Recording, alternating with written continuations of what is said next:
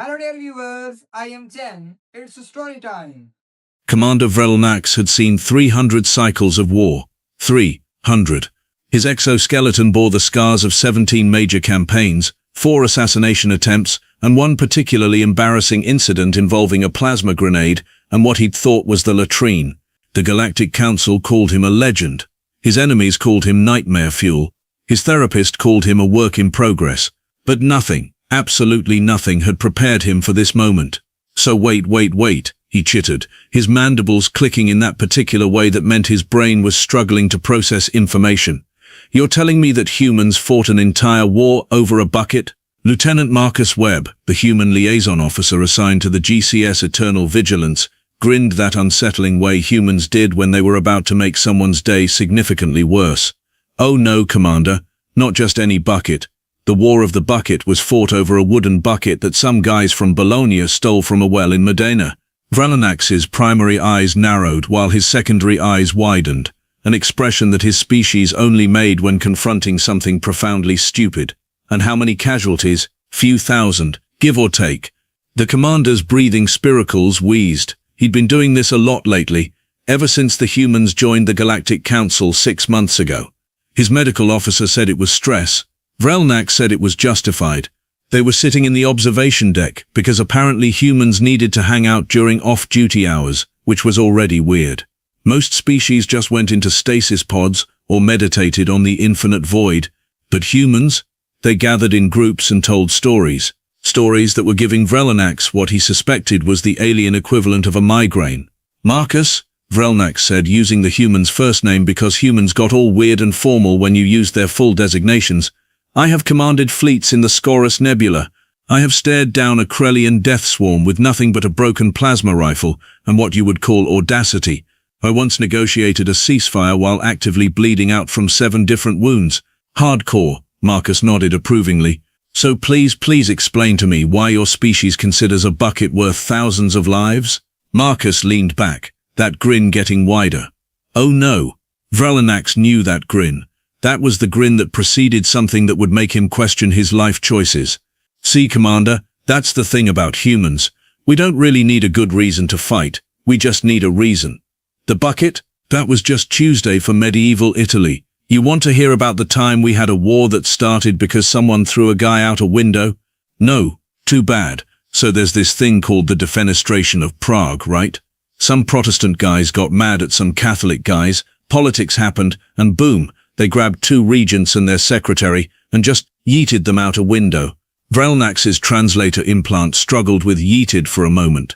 They threw government officials from a window? 70 feet up. Though they landed in a pile of horse manure, so they survived. But that little window incident kicked off the 30 Years' War. 8 million dead. The commander's tertiary stomachs began to hurt. 8 million over defenestration? Well, it got complicated. Religion, politics, succession, the usual. But yeah, the window thing was the spark. Marcus paused, taking a sip of that horrific beverage humans called coffee. Oh, and speaking of sparks, let me tell you about World War I. I don't want to know. So this one guy gets shot, right? Archduke Franz Ferdinand. One guy. Someone kills him in Sarajevo, and suddenly half the planet is building trenches and gassing each other. 17 million dead because of one assassination. Vrelnax felt his combat instincts kicking in, the ones that had kept him alive through countless battles. They were screaming at him to retreat, to find cover, to get away from this insane human and his nightmare stories. But he was a commander, damn it. He'd face this horror with dignity. That seems disproportionate, he managed. Oh, Commander, Marcus said, and there was something almost fond in his voice. You haven't even heard the best part. We did it again. 20 years later. Same basic players, round 2, except this time we invented nuclear weapons halfway through, just to keep things interesting. You invented weapons that could destroy entire planets during a war. Well, cities mostly. Though yeah, if we'd kept going with the testing, probably could have wrecked the whole planet eventually. We came pretty close a few times during the Cold War. Vrelnax's head was spinning. The Cold War. He was almost afraid to ask.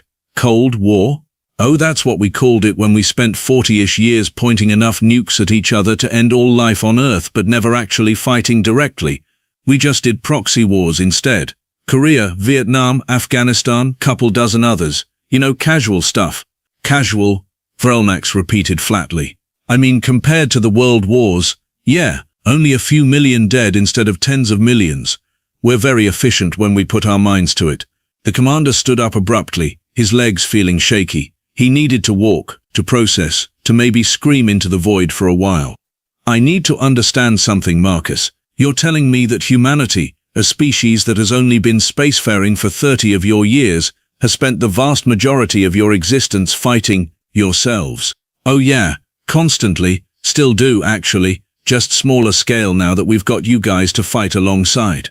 Marcus stood too, following as Vrelnax began pacing the observation deck. Don't get me wrong, we fight other people too, but there's like 7 billion of us crammed on one planet. We're bound to get snippy. Snippy, Vrelnax wheezed. You call wars that kill millions being snippy? Well, what would you call it? Genocidal horror? Marcus considered this. Yeah, fair. But see, that's kind of the point. We've been doing genocidal horror to each other for our entire history. Every new weapon, every new tactic, every new way to kill people efficiently. We tested it on ourselves first. By the time we got to space, we'd already figured out 10,000 ways to end a life and probably tried 9,000 of them. Vrelnax stopped pacing, turning to face the human. This is not reassuring me, Lieutenant. It should, Marcus said brightly, because we're on your side now. All that experience, all that practice, all those incredibly questionable decisions that led to revolutionary military tactics, we bring that to the Galactic Council. The Vren Collective thinks they're hot stuff because they've been fighting for 200 years. We've got documented warfare going back 5,000 years, and that's just the stuff we wrote down. Archaeological evidence suggests we were bashing each other's heads in way before that. The commander's breathing spiracles were working overtime now. How are you not extinct? Stubbornness, mostly. Also, we're really good at breeding. And medicine. We got pretty good at medicine because we kept needing to patch up all the people we'd just stabbed, shot, or blown up. Marcus paused. Oh, and spite. Never underestimate the power of human spite. Vrelnax walked to the viewport, staring out at the stars. Somewhere out there, the Vren Collective was massing their fleets, preparing for what they thought would be an easy victory against the Galactic Council. They had numbers, they had technology, they had tactics refined over 2 centuries of conquest. And the Council had no humans, humans who fought wars over buckets and windows, humans who invented planet-killing weapons mid-battle, humans who spent thousands of years perfecting the art of killing other humans, just for practice. Marcus, he said slowly, when you said your people tested everything on yourselves first, you meant that literally, didn't you? Oh, absolutely. Every weapon system the Council's got from us? Yeah, we used those on each other first. Kinetic bombardment, atmospheric processors, nanoswarms, the works. Well, except the nanoswarms, those we only tested in simulations. Because after we accidentally released a biological weapon that killed 50 million of us back in 1918, we got a little more careful about the testing phase. You accidentally released a biological weapon. I mean, we're pretty sure it was natural. The Spanish flu just happened to show up right at the end of World War I. Timing was suspicious, but we can't prove anything. Marcus shrugged. Point is, we learned from that. Now when we make bioweapons, we make sure we have the cure first. You still make bioweapons? Well, yeah. We made a treaty saying we wouldn't. But Marcus made a gesture that Vrelnax's translator interpreted as obviously we ignored that. Every major power kept some, just in case. It's like the nukes. We said we'd reduce our stockpiles, and we did, down from enough to destroy the Earth 60 times over to only about 20 times over, 30. I forget the exact number. Vrelnax turned back to face Marcus, his combat instincts finally giving him clarity. This wasn't a horror story. This was an asset assessment. Let me see if I understand correctly. Humanity has spent its entire existence fighting itself, developing increasingly horrific weapons, and surviving everything you've thrown at yourselves through sheer stubbornness and spite? Pretty much, yeah. And now you're offering all of that experience, all of those weapons, and all of that terrifying resilience to the Galactic Council? That's the idea. The commander felt something he hadn't felt in a long time. Hope. Terrible, awful hope. The Vren don't know, do they? Marcus's grin turned predatory. Oh, they know we exist. They know we've got ships and guns. But they think we're just another client species. Soft, new to space. Easy pickings. He leaned against the viewport. They have no idea what we actually are. What are you, Marcus? Vrelnax asked, though he was beginning to understand. We're the species that turned warfare into an art form because we didn't have anyone else to fight. We're the people who invented chemical weapons, looked at what they did, and invented worse ones anyway. We're the civilization that split the atom and immediately thought, how do we make this kill people? We're humanity, Commander, and we've been training for galactic warfare our entire existence without even knowing it. Vrelnax's mandibles clicked in what might have been amusement, or horror. Possibly both. The Vren are going to attack the Council's border stations within the month. So I've heard. They outnumber us 3-1. Seems fair. Fair for whom? Marcus's grin was absolutely feral now. For them, obviously. We wouldn't want to make it too easy. Where's the fun in that? The commander looked at this human, this representative of a species that had clawed its way up from being apes throwing rocks to building machines that could cross the stars, fighting themselves every step of the way. And he realized something that made his blood run cold and hot simultaneously. The galaxy wasn't ready for humanity. Marcus, he said carefully, I think I need to hear more of these stories, for tactical purposes. Oh hell yeah. Okay, so let me tell you about this time we had a war where we dug tunnels under enemy trenches, packed them full of explosives, and just detonated entire chunks of the landscape. The biggest one was so loud it was heard in London, over 100 miles away. Changed the geography permanently. You changed geography? During a war? Brother, we've changed a lot more than geography. But yeah, the Western Front was wild. We also had Christmas, where both sides stopped fighting, climbed out of their trenches, and played soccer together, then went back to killing each other the next day. Vrelnax sat down heavily. I'm sorry, what? Yeah, the Christmas truce of 1914. Enemies became friends for a day, exchanged gifts, sang carols, played sports. Then Command got mad and made sure it never happened again. Couldn't have the soldiers remembering the other side was human too. Right? That's actually kind of beautiful, right? We're complicated. We'll blow each other up over a bucket, but also stop a war for Christmas. We'll invent weapons of mass destruction, but also spend billions trying to cure diseases. We're a mess, Commander, but we're your mess now. The commander looked out at the stars again, thinking about the Vren, thinking about the coming war, thinking about this insane species that the universe had dropped into his lap like a gift wrapped in barbed wire and explosives. Tell me more, he said finally. Tell me everything. I need to understand what we're working with. Marcus's eyes lit up. Oh man, where do I even start? Okay, so there was this thing called the Emu War, where Australia declared war on birds and lost. They lost a war to birds. Big birds, with attitude. Look, we all have our off days. And as Marcus launched into another story about humanity's long, strange, violent and occasionally ridiculous history, Vrelnax felt something he hadn't felt in 300 cycles of warfare. He felt bad for the enemy. 3 weeks later, Commander Vrelnax stood in the tactical briefing room, watching the holographic display with what could only be described as morbid fascination. The Vren Collective's fleet was approaching the Outer Rim stations exactly on schedule. 1,200 warships battle-tested and hungry for conquest.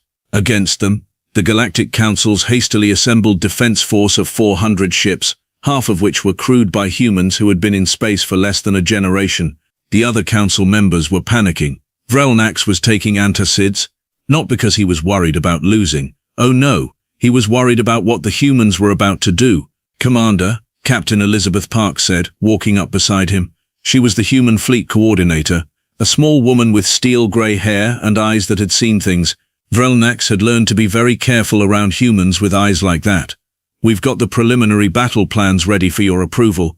I'm almost afraid to look. Smart man, she pulled up a data slate. Operation Thunder Road is a go. We've seeded the approach vectors with what we're calling presence. Vrelnax examined the display. These are mines? Not just mines. These babies are based on a concept we developed back in the Cold War called Project Pluto. Nuclear-powered ramjet missiles that fly at treetop level spewing radiation and then explode. We updated it for space combat. Now they're fusion-powered, they can chase targets, and they emit enough gamma radiation to cook a ship from the inside out before they even detonate.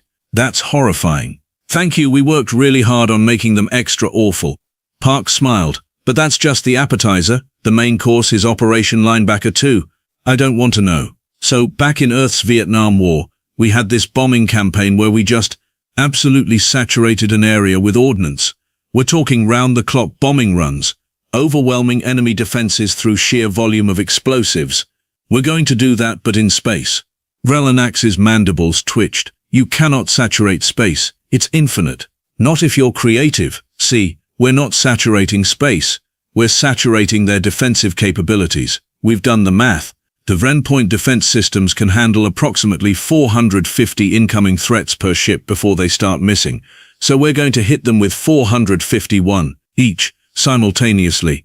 The commander stared at her. That's actually brilliant and terrifying, but mostly brilliant. Wait until you hear about Phase 3. There's a Phase 3? There's always a Phase 3. This one we're calling the Schwerpunkt maneuver, named after a German blitzkrieg concept. Concentrated force at the weakest point, punch through, roll up the flanks, cause chaos. Except we're doing it with relativistic kinetic kill vehicles. Vrelnax felt his breathing spiracles seize up. You're going to hit them with rocks at relativistic speeds? Not rocks. That would be silly. We're using refined tungsten rods, approximately 20 feet long, 2 feet in diameter, accelerated to 0.7 light speed. Park pulled up a simulation. We call them rods from God. Each one hits with the force of a small nuclear weapon, but no radiation, no political fallout, and they're basically impossible to intercept at that velocity. Where did you even get this idea? Oh, we've been theorizing about orbital kinetic bombardment since the 1950s. Never got to use it on Earth because, you know, treaties and ethics and stuff. But out here, she gestured at the stars. No treaties yet, so we get to try all the fun stuff we weren't allowed to do back home. Lieutenant Marcus Webb chose that moment to enter the briefing room, carrying what appeared to be coffee and looking entirely too cheerful for someone about to enter a battle that would determine the fate of the Galactic Council. Commander, Captain, please tell me I'm not late for the fun part. We're just going over the battle plan, Vrelnax said wearily. Oh, excellent. Did you tell him about the crazy Ivan? Park's face lit up. I was just getting to that. What? Vrelnax said with the patience of someone who had long since accepted their fate. Is a crazy Ivan? Marcus set down his coffee.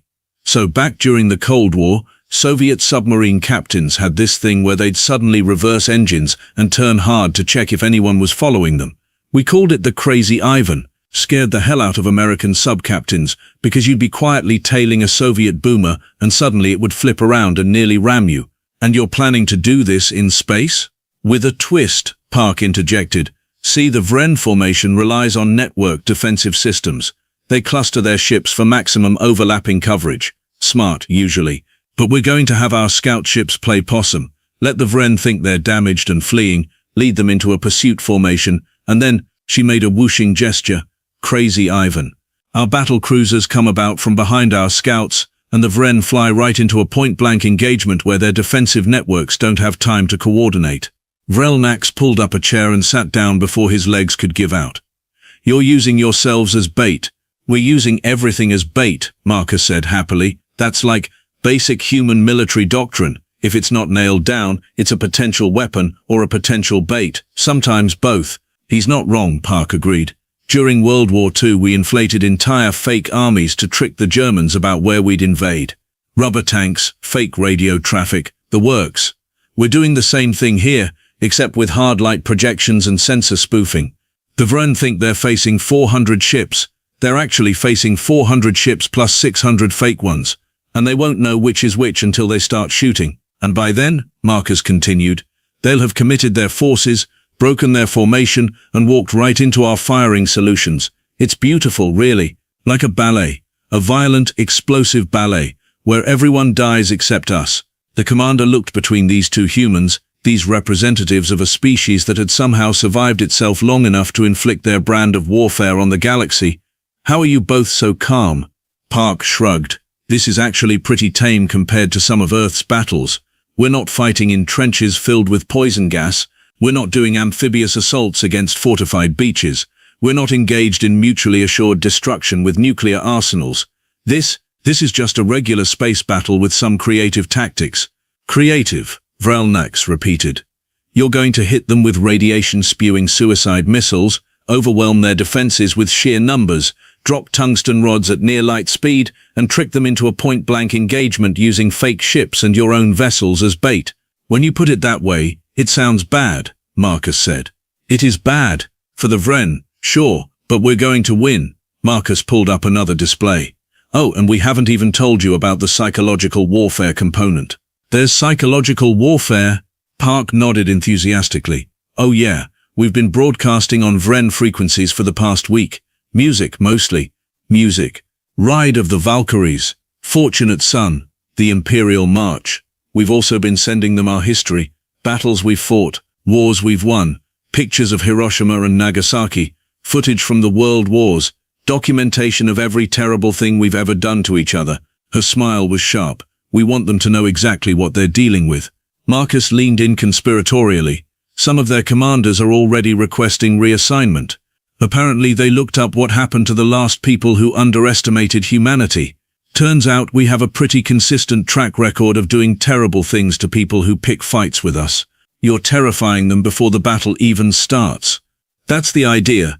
Sun Tzu, ancient Earth military strategist, said the best victory is the one where you don't have to fight because the enemy gives up first. We're just helping the Vren understand that fighting us is a really, really bad idea. Vrelnak stood up, walked to the viewport, and stared out at the approaching Vren fleet. Then he turned back to the humans. Tell me honestly, do you think this will work? Park and Marcus exchanged glances. Then Park spoke, her voice serious for the first time. Commander, humanity has been fighting wars since before we had written language. We've fought in deserts, jungles, oceans, mountains, and frozen tundra. We've fought with rocks, spears, swords, guns, tanks, planes, and nuclear weapons. We've fought ourselves, we've fought nature, we've fought disease and famine, and every other nightmare the universe threw at us. And we're still here, Marcus added. Not because we're stronger than everyone else, not because we're smarter, but because when you back a human into a corner, when you threaten what they love, when you make the mistake of thinking they're weak, that's when we become something else, something that doesn't quit, something that doesn't surrender, something that will drag ourselves through hell just to drag our enemies with us. Park nodded. The Vren made a mistake, Commander. They looked at humanity and saw prey. They should have looked harder. They should have seen predators who spent 10,000 years hunting the most dangerous game in the universe. What game? Vrelnax asked, though he already knew the answer. Each other, both humans said in unison. The tactical display chimed. The Vren fleet had entered weapons range. Vrelnax watched as the human ships began their maneuvers, everything moving exactly as Park and Marcus had described. The scouts falling back, the fake ships flickering into existence, the mines activating along the approach vectors. All ships report ready, Commander, Park said, her voice crisp and professional now. We're ready to execute on your order. Vrelnax took a deep breath through his spiracles.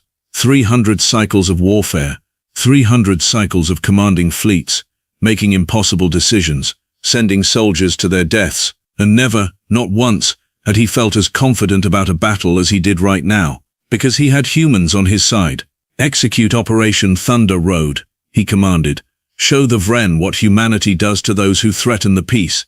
With pleasure, Commander, Park said, and her smile was the smile of someone who had waited their entire life for this moment. The battle began with fire and fury. The Vren fleet hit the minefield and ships started dying, exactly as predicted. Their formation broke, their defensive networks scrambled, and they did exactly what the humans knew they would do. They pushed forward, trying to overwhelm the Council's defensive positions through sheer numbers, right into the trap. Crazy Ivan, execute, Park ordered, and the human scout ships flipped end over end, revealing the battle cruisers that had been hiding in their sensor shadows. The Vren fleet flew directly into point-blank range, and the slaughter began. Rods from God, firing solution acquired, someone called out. Fire, Park commanded, and 20 tungsten rods streaked across space at 70% light speed. The Vren flagship simply ceased to exist. One moment it was there, commanding the fleet, coordinating the attack. The next moment it was an expanding cloud of superheated plasma. Their command structure is fragmenting, Marcus reported, watching the tactical display. They're losing cohesion, and that's when the humans did something that made Vrelnax's blood run cold. They started broadcasting on all frequencies, not threats, not demands for surrender. Music. Is that heavy metal? Vrelnax asked, listening to the aggressive guitars and pounding drums.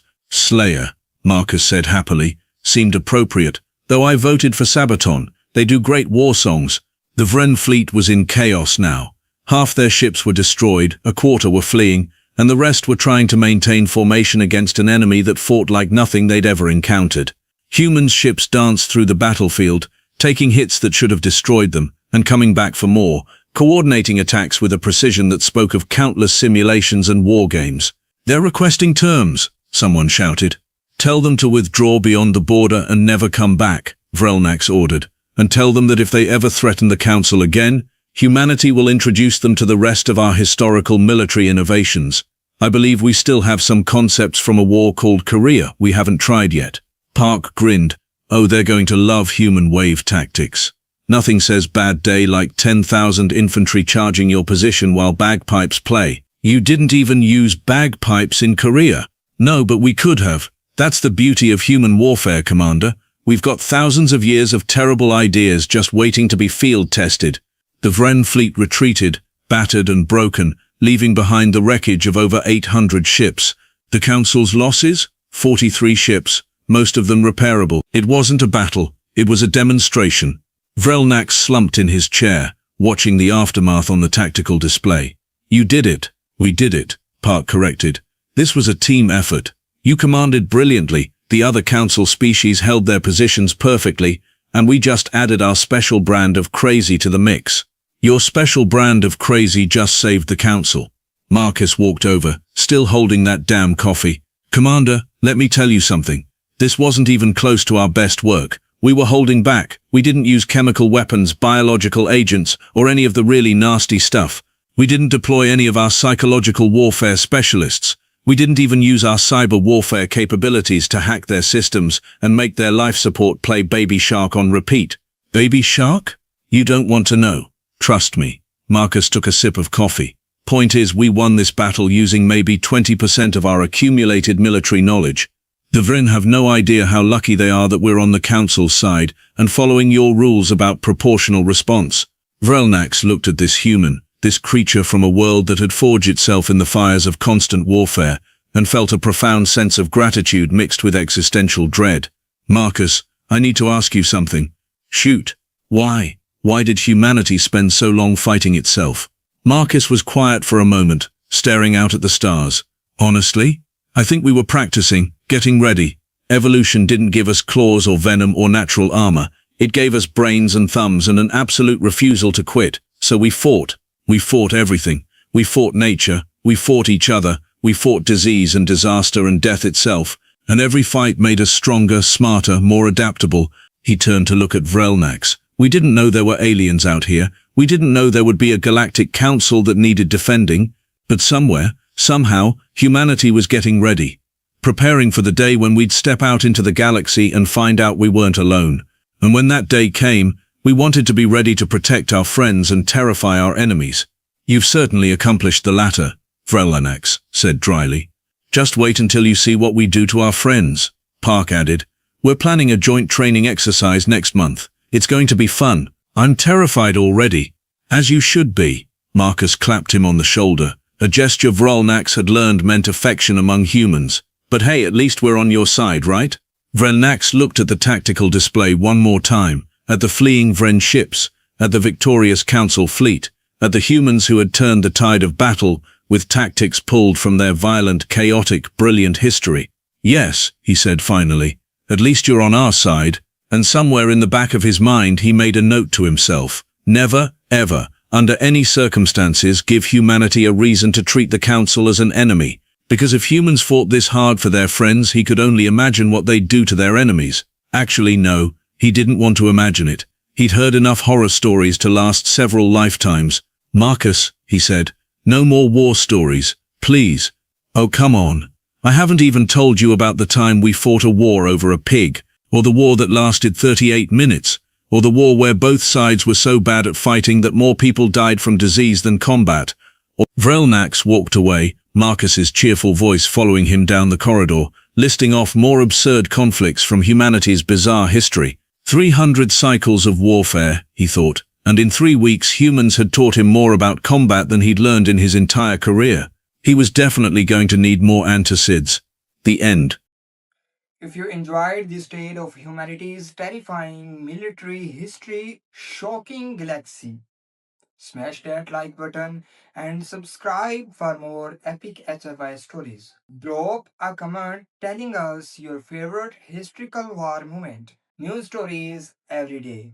Stay curious and stay awesome. And remember, humans are space or eggs.